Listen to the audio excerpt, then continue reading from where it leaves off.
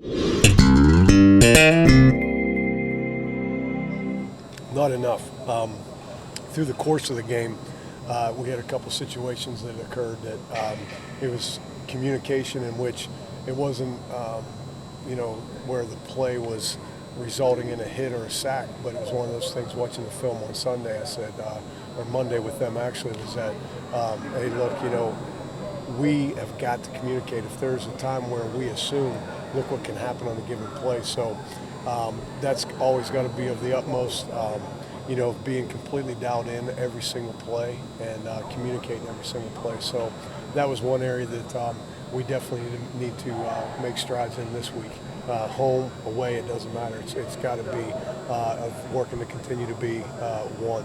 Dante Fowler had a really big game against you guys last year. Was that kind of a point of emphasis in film and meetings this week, just making sure he's blocked? He's a tremendous player, and absolutely. I mean, we're going to know where he is on every play and even on extra point and field goal. I mean, he is a one-man wrecking crew that is, can rush the passer, can defend the run well, extremely athletic, runs well.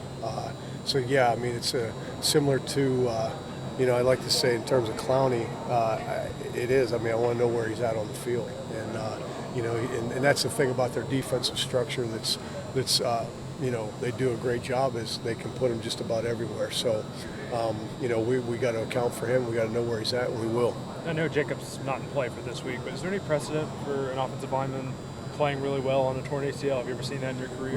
Never, and I can't say enough about him. I mean. For a lot of the players, and Coach Jones talks about it quite a bit to our players, is you never know when your last play may be.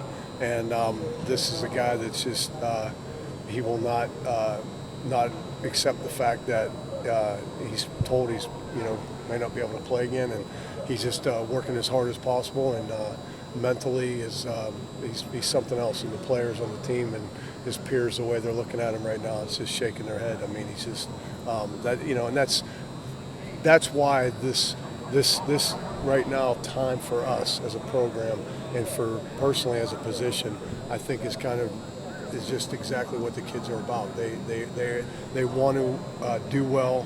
They want to do whatever it takes, and they're working hard to see that happen. So it's a credit to him. I'm amazed to see him do the things he's doing. How did this come about? Did he come up to you? Did he come up to Butch, or just how did he want this possible to be raised? Really both. I mean, he just, he said, I'm not done.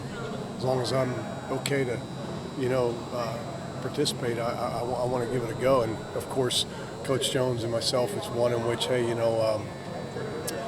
as long as the trainers and all that stuff is, okay, then we're going to make sure that, you want to give it a go, you can. So he's he refuses to sit out. How's it looked so far the last couple of days getting back out there, maybe anywhere? Just, he's moving around. He's moving around well. He just he keeps wanting more, and I just keep following the directions of the trainers and all, and he's moving around well.